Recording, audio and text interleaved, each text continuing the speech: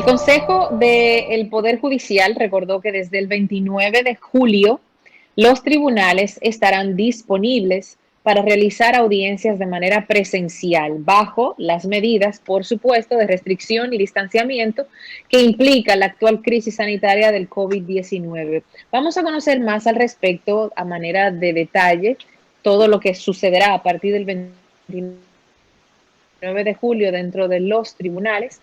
Y para esto nos complace recibir al magistrado Claudio Aníbal Medrano, juez de la Cámara Penal de Corte de Apelación de San Francisco de Macorís. Bienvenido, magistrado, qué bueno tenerlo con nosotros. Bien, muchas gracias, el placer es mío.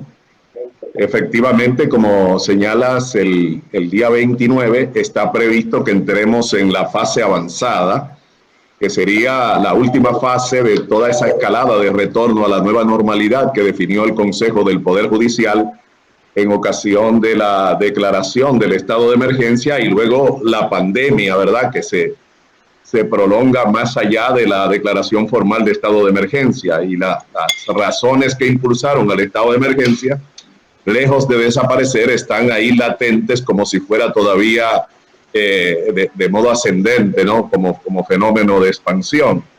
Y eso ha llevado a que el Consejo del Poder Judicial pues haya definido esa política de retorno paulatino a la nueva normalidad, que estamos convencidos que no va a ser una normalidad jamás como la que ya tuvimos, sobre todo en el transcurso del presente año. Y entonces esto, las medidas de distanciamiento que se adoptaron con restricción de derechos durante el estado de emergencia, precipitó un marco de acciones políticas que había ya definido el Consejo del Poder Judicial a partir de enero de este año, en ocasión del comienzo del año judicial.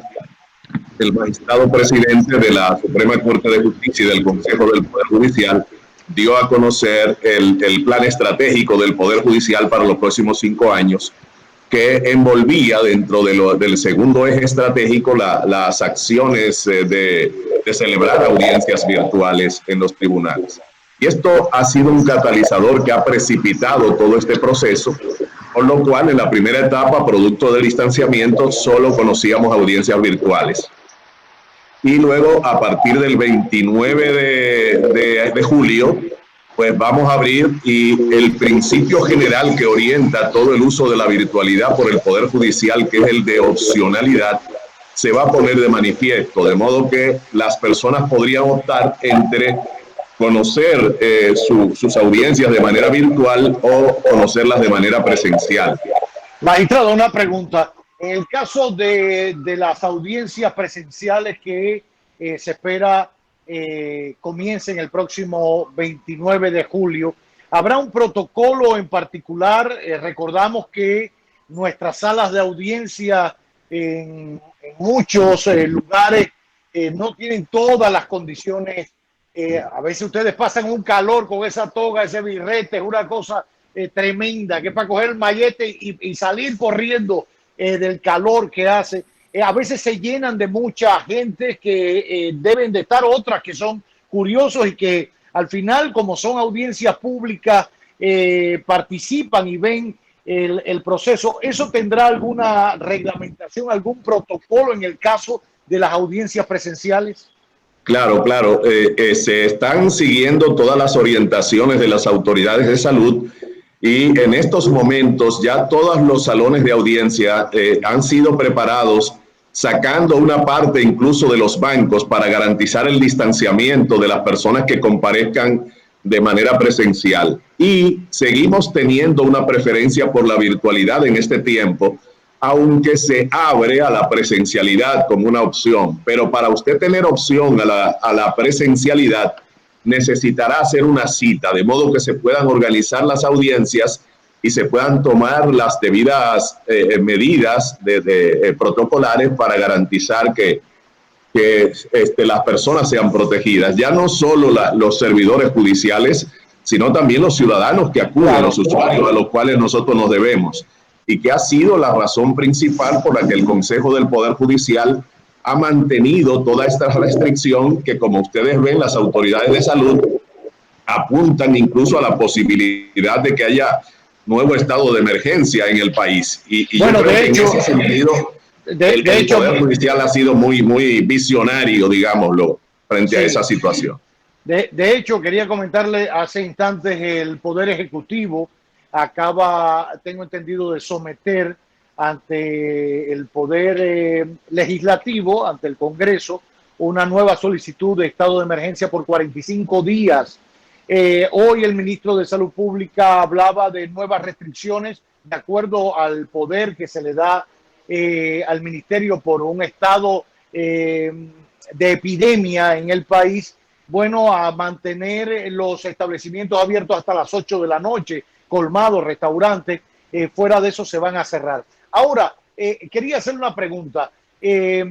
¿Cómo se ha sentido usted en las audiencias virtuales? No le quiero decir que mayor, pero se ve que es un hombre con mucha experiencia en todo este proceso de la justicia. ¿Cómo adaptarse a eso? ¿Cómo ha sido ese proceso para ustedes? Para después ver la opinión que usted tiene de las personas que participan en los casos. Pero usted, que tiene que estar viendo reacciones del acusado, del acusador, de los abogados, por todo eso es información para un magistrado. ¿Cómo se ha adaptado el proceso virtual? Bueno, verás esto, quizás no sea lo más idóneo autorreferenciar esta cuestión, es decir, partir de mi propia percepción, porque yo he tenido mucha experiencia académica en el uso de la virtualidad en las universidades y también desde la Escuela de la Judicatura y aquí ya luego me siento como parte de los pioneros de este proceso, que lo hemos estado impulsando, y entonces autorreferenciarlo implica quizás un poco dar un ejemplo inadecuado. Pero la verdad es que es un poco, es distinto porque no ves al compañero ahí, no lo puedes tocar, no está ahí. Pero la verdad es que poco a poco uno como que se sumerge en la realidad virtual y entonces tiene la sensación de que todos están ahí porque los estoy mirando. Y en este caso los jueces permanecen anclados de modo tal que se los ve permanentemente, no deben apagar sus cámaras. Y cada vez que alguien, por ejemplo, en mi caso particular, cuando una persona está interviniendo, un abogado, la víctima, el imputado, yo suelo anclarlo también, de modo que esa persona se ve en una figura de primer plano mayor que los demás y permite que todo el mundo se sumerja y esté atento en lo que esa persona está declarando. Yo creo que esas son de las ventajas que compensan ese miedo que se ha tenido al tema de la inmediación, es decir, el hecho de que entre el juez y todos los actores y la prueba que se está produciendo haya intermediación de la tecnología y de todo esto. Pero la verdad es que tiene sus ventajas, porque cuando alguien está hablando en el escenario virtual, todo el mundo está atento a él, no se distrae con ninguna otra cosa, está pendiente de esto. Desde luego, todavía, yo digo, estamos en los pininos en el país, hay problemas de conectividad en algún escenario, en otro, pero también hemos avanzado muchísimo. Nosotros hemos celebrado entre el 1 de julio y ahora más de 7,000 audiencias a nivel nacional de manera virtual, más todo el marco de sentencias que se fueron resueltas durante el estado de emergencia, durante todo este tiempo en que hemos estado conociendo la virtualidad. Los jueces han estado laborando en sus casas de manera remota. Y entonces eso nos permite hoy exhibir el resultado de ese trabajo realizado en ese tiempo. Pero la verdad es que las audiencias virtuales tienen recursos tecnológicos que compensan el hecho de no tener a la persona allí. Hay muchas cosas que también están relacionadas con los mitos que se tiene sobre la idea del lenguaje gestual y de todo esto, de la importancia que tiene. Puede tenerla en un caso y realmente a veces es equívoco, porque como alguien decía recientemente, una persona muy responsable, muy seria, que piensa que con su testimonio puede afectar a alguien, podría incluso ponerse nervioso, sudar, y eso no necesariamente indica que está mintiendo, sino que sencillamente está midiendo las consecuencias de lo que está diciendo. Y entonces todas esas cosas se pueden ver. A menudo, hoy la tecnología, ya el nivel que tenemos, nos permite ver hasta la piel sudorosa de las personas en una imagen muy nítida. Y yo pienso que con el paso del tiempo vamos a lograr que todas esas deficiencias que inevitablemente hoy pueden observarse vayan desapareciendo. Pero la verdad es que la generalidad de las audiencias que hemos conocido hasta ahora, que son audiencias sobre medidas de coerción, referimientos en materia civil, en materia laboral, se pueden perfectamente realizar de esa manera, y así ha sido. Incluso hemos tenido casos de personas, en estos días nos escribió directamente un abogado diciéndonos que él no iba a acudir a la audiencia porque vulneraba se habían vulnerado los plazos en el tiempo de convocatoria, y nos hizo un catálogo de derechos que entendía que estaban vulnerados. Nosotros le contestamos, como fue una comunicación directa, como por fuera con el juez. Entonces le dijimos que en la virtualidad rigen todas las reglas propias del juicio presencial, y que por lo tanto los jueces en su momento tendrían que determinar las consecuencias de él tener una cita para un día y una hora determinada, y si él no acudiría, ellos deducirían las consecuencias. Pues la persona se animó, acudió, era de Santo Domingo, debía acudir en San Francisco, y salió muy feliz diciendo que si él hubiese sabido antes que eso era así, él no hubiese dicho lo que dijo. De modo que él querría en lo adelante que todas sus audiencias fueran virtuales, porque le economiza el tiempo de traslado. Claro. Incluso se permite que una persona que está en Higüey y debiera ir a Montecristi o a San Francisco pueda acercarse al tribunal de Higüey y desde allí prestar declaración. Claro. Entonces, ahora mismo se ha estado habilitando salas de audiencia en todos los tribunales de la República.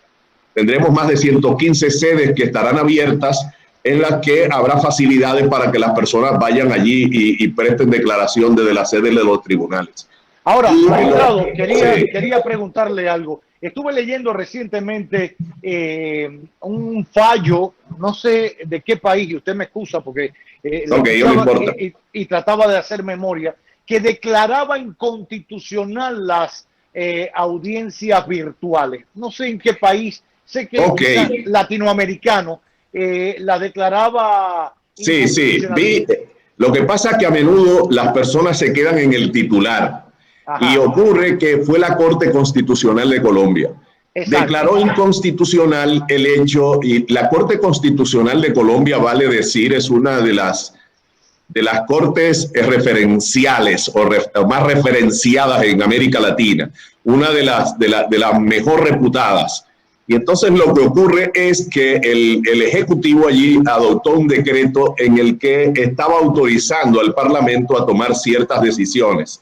Y entonces lo que la sala declaró inconstitucional se pretendiera regir por un decreto algo que autónomamente el Parlamento podía hacer, digo el Parlamento de manera genérica, ¿no?